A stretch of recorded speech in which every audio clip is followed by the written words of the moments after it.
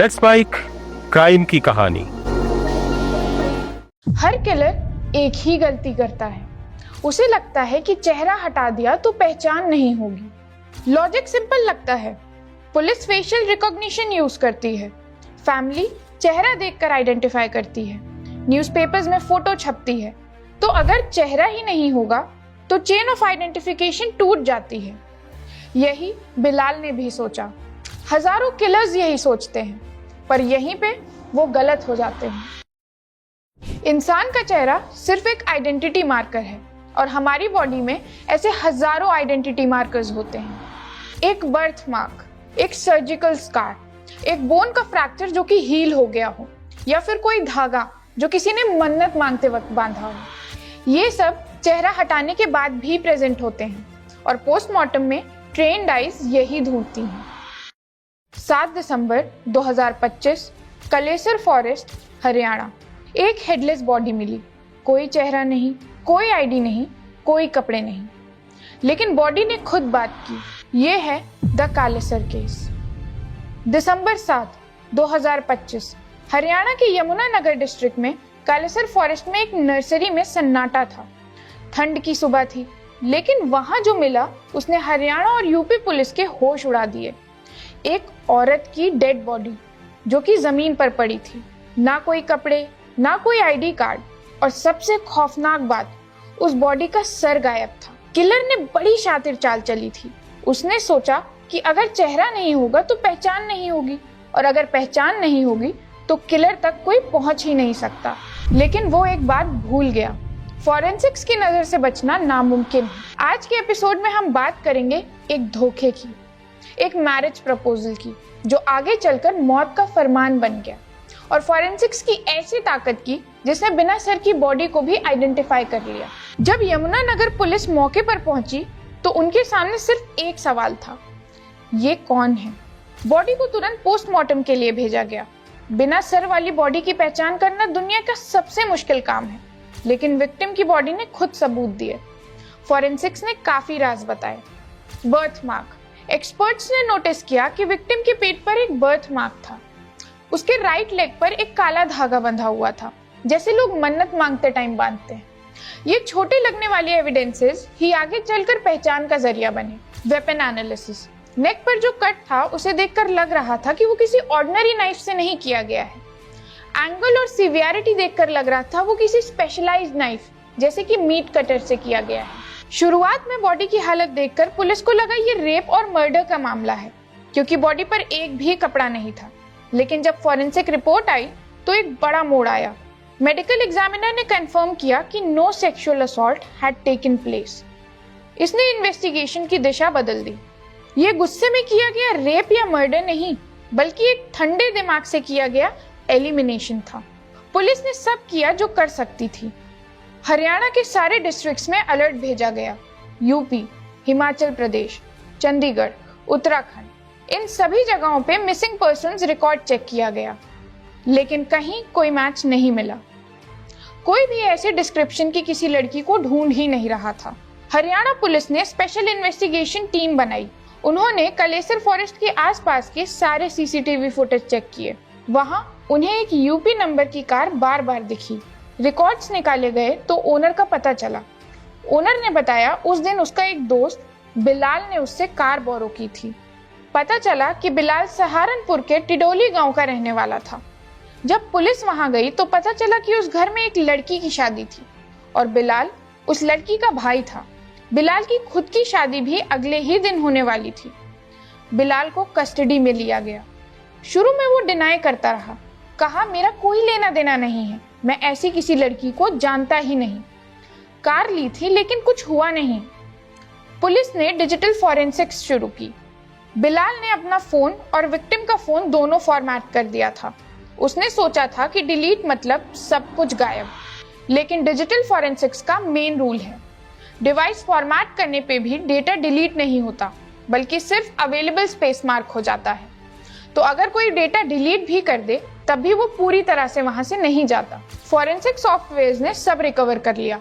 बिलाल और एक unknown number के बीच हुई सारी कॉल्स, मैसेजेस और लोकेशन पिंग्स ढूंढ लिए गए। 6 दिसंबर की रात को बिलाल का फोन और वही अनजाना नंबर एक साथ सहारनपुर से मूव किए, फिर हाईवे गए और फिर कलेसर फॉरेस्ट एरिया में भी साथ थे। फिर एक नंबर यानी वो अनजाना नंबर स्टॉप हो गया और बिलाल का नंबर वापस सहारनपुर पहुंच गया। वो एक नंबर जो परमानेंटली स्टॉप हो गया, वो नंबर था उमा का। पुलिस के सख्ती दिखाने के बाद बिलाल ने बताया कि वो डेड बॉडी उसकी गर्लफ्रेंड उमा की थी, वो नाम जो बिलाल ने प्रेशर में पुलिस को बताया। यही वो मोड़ था जिसने इस केस को मर्डर मिस्ट्री से एक ट्रेजेडी केस में बदल दिया। पुलिस जब पूछताछ करने उसकी माँ से सहारनपुर गई, उसकी माँ ने कहा, उमा तो 13 साल पहले ही मर चुकी है। ये सुनकर पुलिस चौंक गई। असल में पारिवारिक झगड़ों और समाज के डर से उनके बीच इतनी कड़वाहट थी कि उसके माँ बाप ने उसे मरा हुआ मान लिया था। लेकिन जब फॉरेंसिक्स ने पेट पर वो बर्थ मार्क और पैर का धागा दिखाया तो माँ बाप की आंखों में आंसू आ गए। उन्होंने पहचान लिया कि ये उनकी उमा ही थी। 3 मार्च 2012 उमा के घर में उसका मेहंदी का फंक्शन था।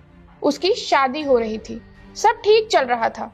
लेकिन रात में जब उमा की बहन उसके रूम में गई तो वो वहां नहीं थी। सब उसे ढूंढते रहे। बाद में पता चला उमा जॉनी नाम के एक लड़के के साथ भाग गई थी जो उसका पड़ोसी था। ये जानकर उमा के घर वालों का सर शर्म से झुक गया और उन्होंने उसी दिन से उसे मरा हुआ मान लिया। अगले ही दिन उसने जॉनी से कोर्ट मैरिज कर ली और 1 साल के अंदर उनका एक बच्चा हुआ जिसका नाम ऋषभ था। शुरू में सब ठीक था, पर वक्त के साथ उनमें लड़ाइयां बढ़ने लगी और इस अनबन के कारण उन्होंने तय किया कि अब डिवोर्स ले लेना चाहिए। डिवोर्स के बाद ऋषभ की कस्टडी जॉनी को मिल गई। इसके बाद उमा सहारनपुर से गंगोत्री नगर में रहने लगी। इसी बीच उसकी मुलाकात बिलाल से हुई। बिलाल सहारनपुर के टिडोली गांव का रहने वाला था और एक टैक्सी ड्राइवर था। बिलाल और उमा का रिश्ता अब कई सालों से चल रहा था। उमा उस पर हद से ज्यादा भरोसा करती थी, लेकिन बिलाल के दिमाग में जहर घुल चुका था। बिलाल की शादी कहीं और पक्की हो गई थी और उधर उमा बिलाल पर शादी का दबाव बनाई जा रही थी। उमा ने अपने आसपास पड़ोसियों को भी शादी की खुशखबरी बता दी थी। बिलाल के लिए उमा अब प्यार नहीं बल्कि एक बर्डन बन चुकी थी। उसे लगा कि अगर उमा जिंदा रही तो उसकी नई शादीशुदा जिंदगी बर्बाद हो जाएगी। ये शादी वाली बात जानने के बाद पुलिस ने बिलाल को तुरंत अरेस्ट किया और इंटरोगेशन की।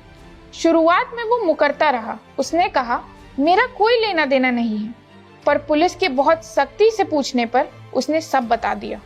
6 दिसंबर 2025 बिलाल ने एक प्लान बनाया। उसने उमा को घूमने के बहाने बुलाया और कलेसर फॉरेस्ट के सुनसान राहों पर ले गया। बिलाल ने सही मौका देख के एक सुनसान एरिया में पहले उमा को बहकाया। फिजिकल रिलेशन बनाने के बहकावे में वो बैक सीट पर गया और सीट बेल्ट से उमा का गला दबाने लगा। जब उमा ने तड़प कर अपना दम तोड़ दिया, उसने बड़ी बेरहमी से मीट काटने वाले चाकू से उसका सिर अलग कर दिया।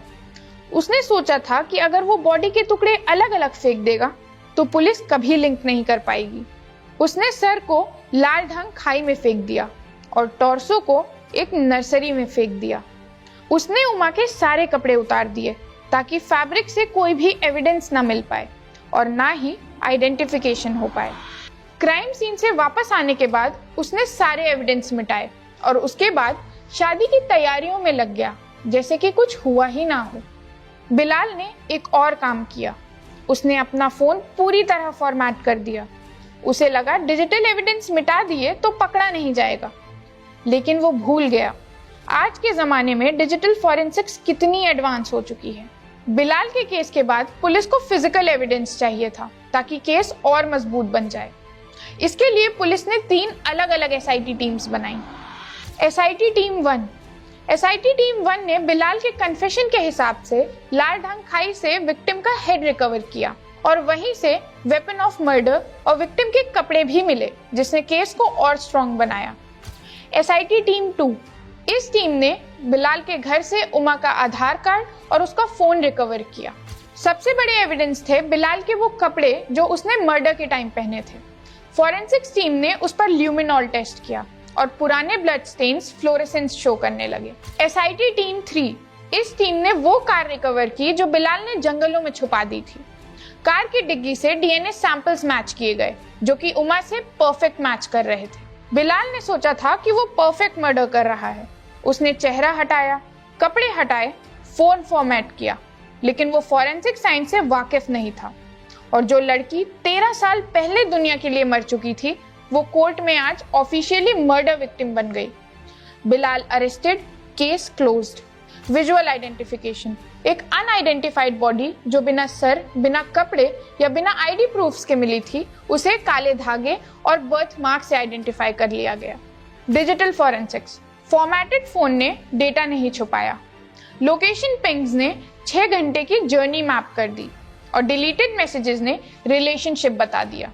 फॉरेंसिक सेरोलॉजी प्लस ल्यूमिनॉल, कपड़े धोए, साफ किए, फिर भी ल्यूमिनॉल ने उनका प्रेजेंस डिटेक्ट कर लिया। कार की डिग्गी में प्रेजेंट डीएनए उमा के साथ डायरेक्ट मैच किया, अनडिनाएबल। वेपन एनालिसिस से मर्डर में यूज हुआ वेपन पता चल गया और सीसीटीवी एनालिसिस से बिलाल की लोकेशन यानी हम किलर तक पहुंच गए।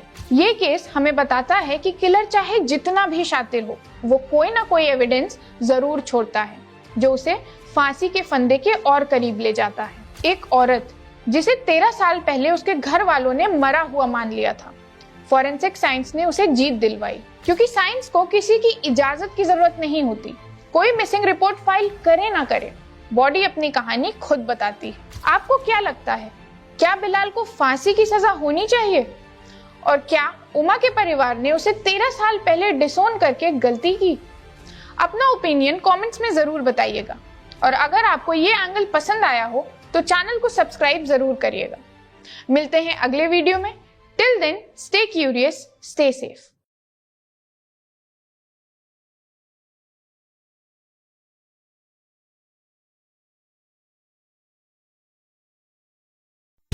आप सुन रहे थे let's mind more than radio. Follow कीजिए हमें हमारे सोशल मीडिया प्लेटफॉर्म्स पर।